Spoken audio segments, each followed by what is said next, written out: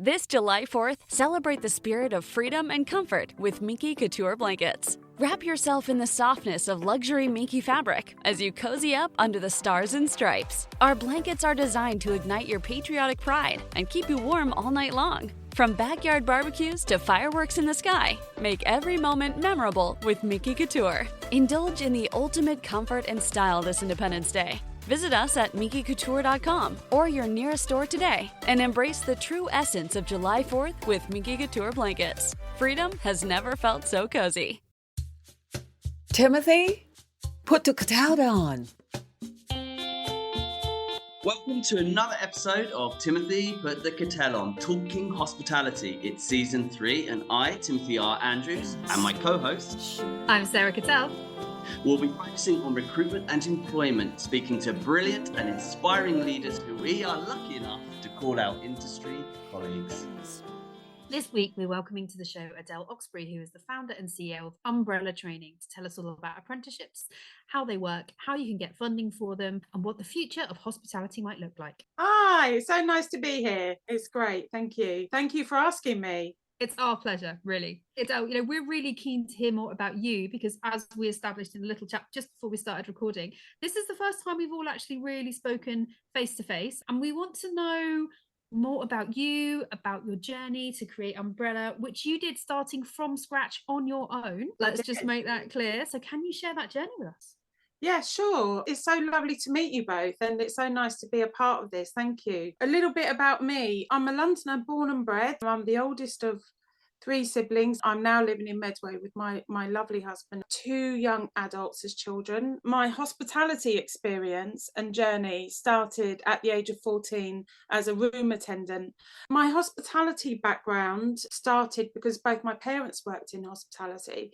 My father started off as a chauffeur for the royal family, and then eventually he ran several hotels in Jersey. And my mother, who remained in the UK, was actually the exec housekeeper at some London Mayfair hotels. My hospitality experience and journey started at the age of 14 as a room attendant, thanks to have a very strong Irish mother. She was always really inspiring to be around, who decided to tell me that if I wanted to have a nice pair of trainers, I had to come and earn them.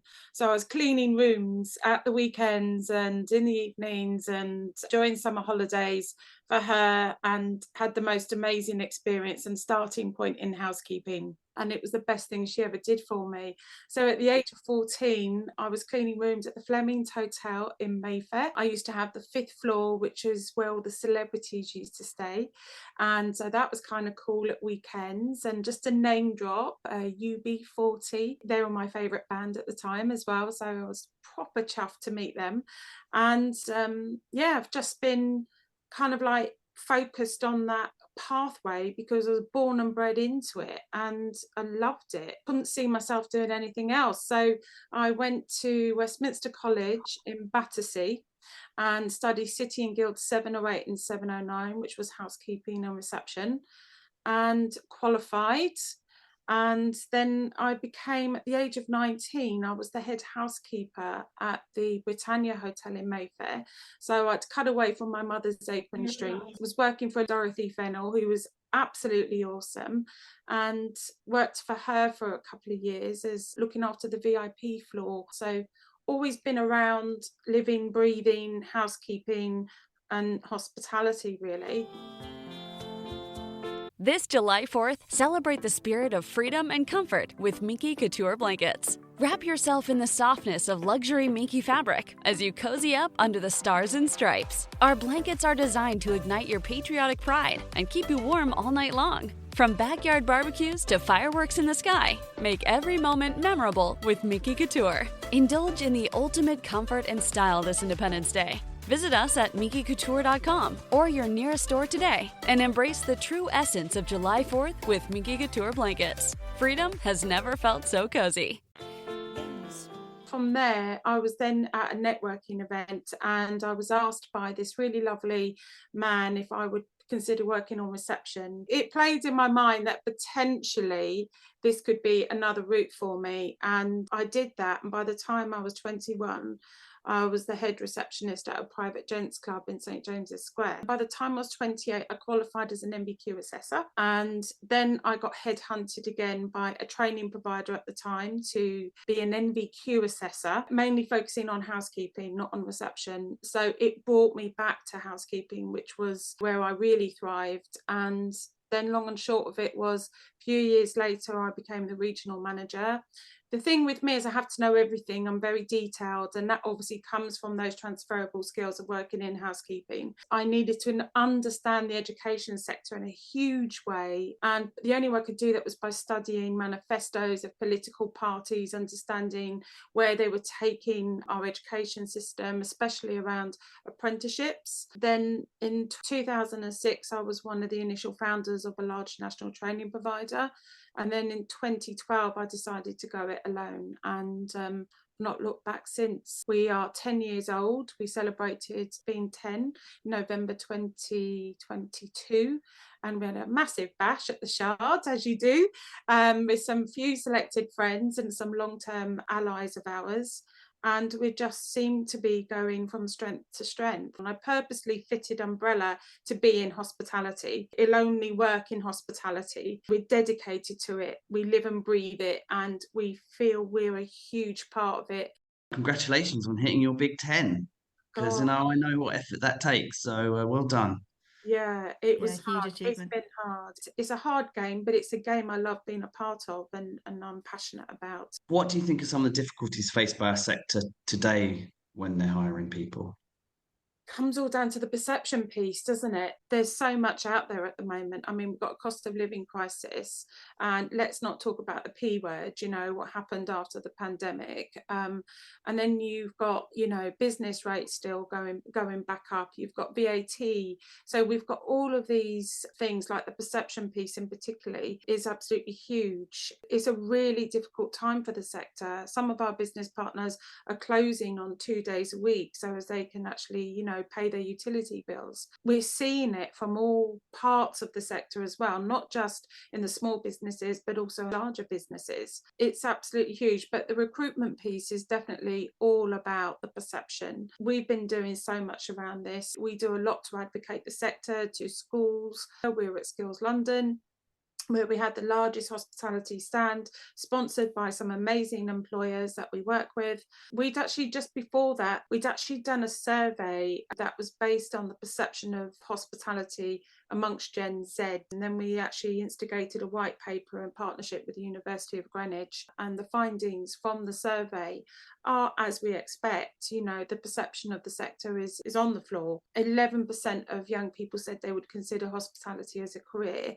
yet you had gaming and social media at the very top. So when we were designing Skills London, we thought, well, let's show them hospitality, how they like to see a game. So we designed 4 games. One was called Hotel Hijinks, Pub Panic, Caterer Chaos, and Waiter Waltz. And they're fast 8-bit games from the 90s, and they were 30 seconds each. We brought them to Skills London, and as a result of that, we had the most attended stand. We had 30,000 young people come through our stand. This July 4th, celebrate the spirit of freedom and comfort with Minky Couture blankets. Wrap yourself in the softness of luxury Minky fabric as you cozy up under the stars and stripes. Our blankets are designed to ignite your patriotic pride and keep you warm all night long. From backyard barbecues to fireworks in the sky, make every moment memorable with Minky Couture. Indulge in the ultimate comfort and style this Independence Day. Visit us at minkycouture.com or your nearest store today and embrace the true essence of July 4th with Minky Couture blankets. Freedom has never felt so cozy. Also going into schools and trying to really promote a sector that can give you a career, because our survey found that young people are looking for quick wins in careers.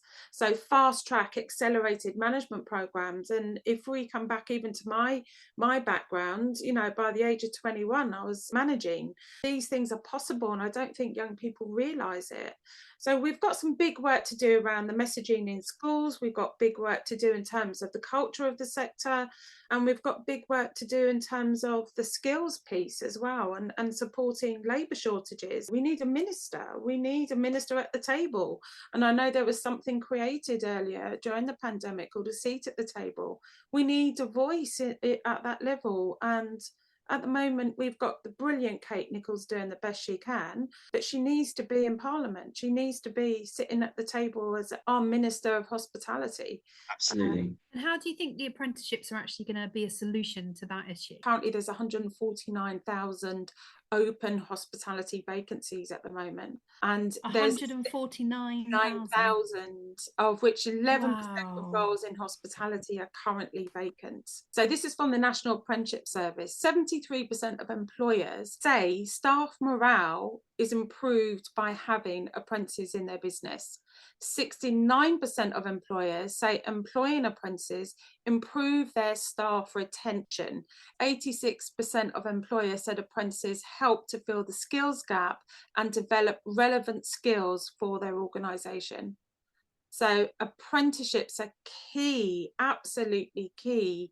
What was interesting around the roundtable, only one employer had an active apprenticeship programme. There are about 30 employers in that room, and only one had an active programme.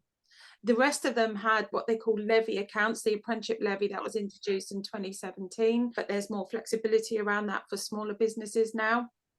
And all of them had levies sitting in their account that they weren't using, which is unspent training funds.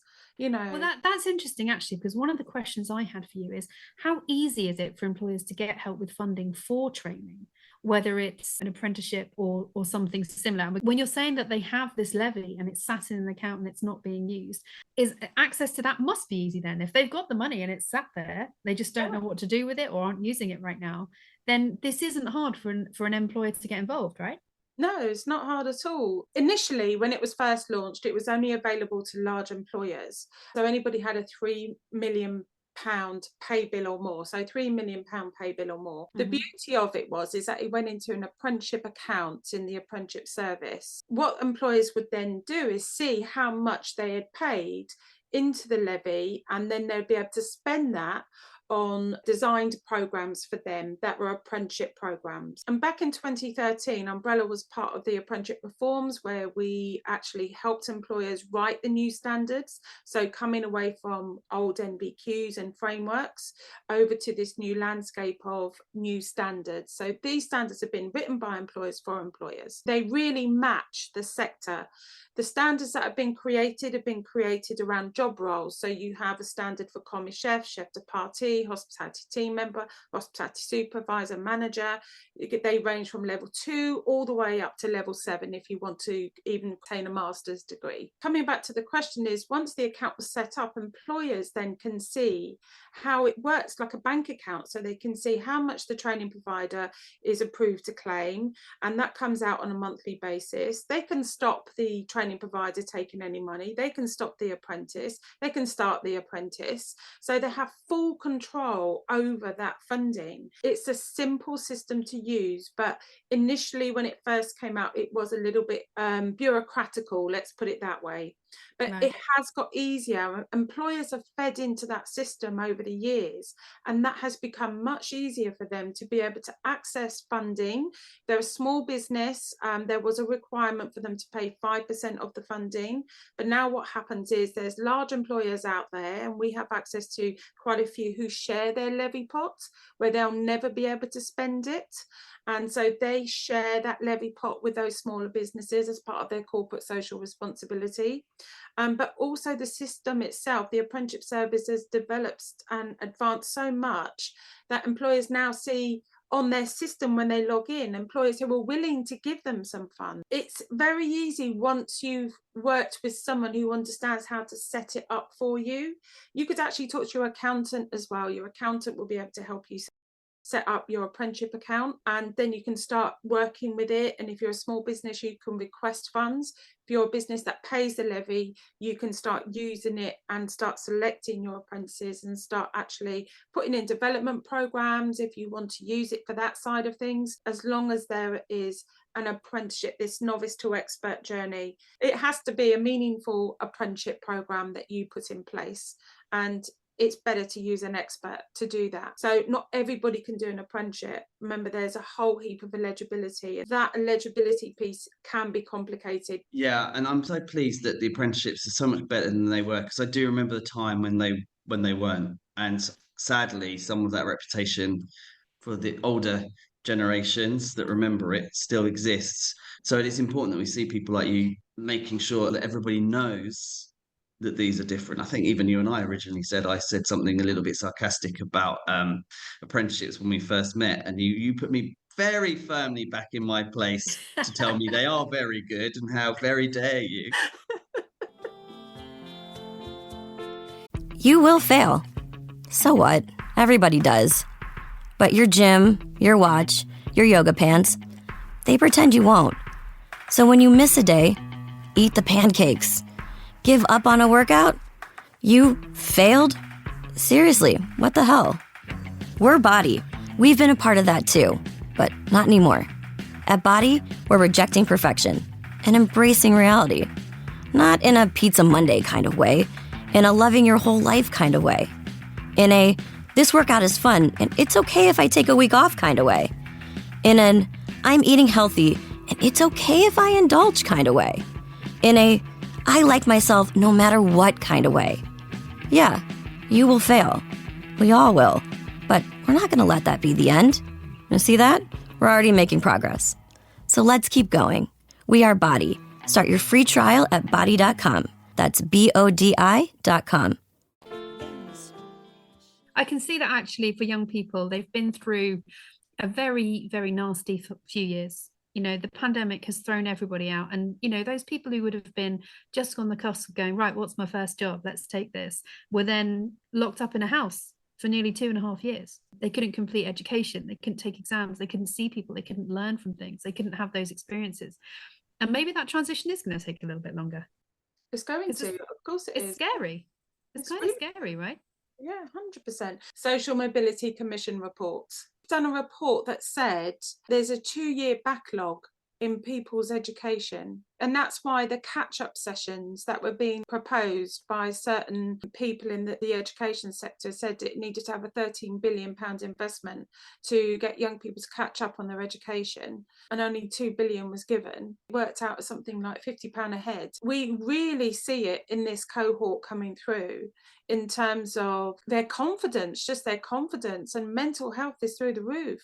Their ability to communicate is much worse than I've ever seen before, because as you said, they've been locked up for 2.5 years. We've been told to, I certainly know I was washing all the food when it came in the house, in the bags, you know, so there's an element of fear, I suppose, when you see your parents reacting that way. Thank goodness that's over now, because we can, you know, it's going to take some time, but we can move forward. Organisations like yours are going to be front and centre of getting that confidence back and making sure that young people know that they can be supported. And yes, this happened. Yes, it was scary, but you know, to a certain extent, it's behind us now. So I'm really, really looking forward to the future and what you can do to support hospitality as a whole and these young people through your initiatives. So thank you in advance and now for doing that on behalf of everyone. I think we're all grateful for people like you, Adele. Oh, thank you. Well, we do it with meaning, and everything we do with meaning. We're a small training provider with a big voice, and you know, we're consistent with our messaging about how fantastic the sector is. It might be having these labour issues right now and these skills issues right now, but it's not forever. This is going to change, and the sector is about to go on a massive boom, I believe. And a lot of people I'm speaking to are saying, actually, we're really busy. And that's really encouraging when you hear that they're bouncing back so quickly and that business looks amazing for them. It's coming back. And obviously, we see apprenticeships as a way of being a real support for any of those labour shortages, but also for it to help upskill first-time supervisors, first-time managers, and really getting the kind of like people strategies right in businesses, because it's got to be about positive cultures in those businesses. And that's where we fit nicely, because we can support it. Put the cuppa down, question time. In the interest of taking fun very seriously, which I know you do, we actually have a fun bit for the next part of the show. So every guest that we have on, obviously, we love to hear your story and we love to talk about the industry stuff, but we also have the quick fire round. So this is where we're going to ask you a series of questions and we just want you to say the first thing that comes into your head. And it's just for fun. And really, it's just to, like we said, we'd like to get to know you. We know your career story. We know where you come from. But let's really delve a little bit deeper into the quick fire round for Adele Oxberry. Who is Adele Oxberry?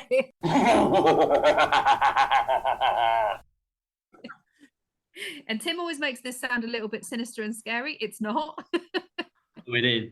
Oh, it is. Thanks, Tim.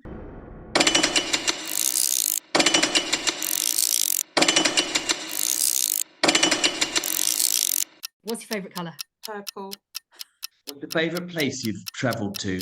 Oh, it's going to have to be London. However, I feel the Middle East is calling me somehow. Describe yourself in 3 words. Bossy, caring and matriarchal. Ooh. Tottenham or Arsenal? Arsenal. Yes. Arsenal any day. What's your favourite band? I'm going to say UB40. UB40 and Blondie. Can I have 2? And Little Mix. What colour shoes are you wearing? Black. How many keys do you have on your key ring? I'll go on. Oh, I'm a classic housekeeper. I've got everything on my key ring. Everything. Must be about 20, 25. One knows when you're coming, do they? They can hear you rattling. Yeah, and I wear them around my waist. Do some work, Adele's coming. Right. Cadbury's cream egg. How do you eat yours? I just bite the head off. So what's the last emoji that you used? The face with the kiss. That one. Cute. The one food you wouldn't give up? Steak. Apple or Android? Android. Adele, what annoys you most in people? Dishonesty. So what issue will you always speak your mind about? Adele in Arabic means justice. So anything that's unfair, I would speak about it. If you could live in a book, a TV show or a movie, what would it be? So I really love Bridgerton. So I'm going to say Bridgerton. And it's not because they're all hot in that, is it, Adele? No, not at all. What's something you learned in the last week? That blood fats actually take longer in your body to digest than blood sugar levels. We've run out of time. Hashtag science, Adele. I'm going to go and binge on a burger and some chocolate. Go and test that hypothesis. You'll test it. Adele, thank you so much for joining us. Thank you today. for having me. It's been very enlightening, Adele. I'm so glad that we got to talk to you. It's opened my mind to a lot of things about apprenticeships, which is something that I'm learning more and more of a lot at the moment, and love hearing more about. So hearing your take on it has just been fab. Thank you. Thank you so much for having me. Bye. Thanks, Adele. Bye. Sadly, that's all of this episode of Timothy Put the Kettel On, but tune in next week where we will have another fabulous guest and we'll be talking hospitality. Don't forget to like and subscribe wherever you get your podcast. Have a great week and stay awesome. Timothy, put the kettle on.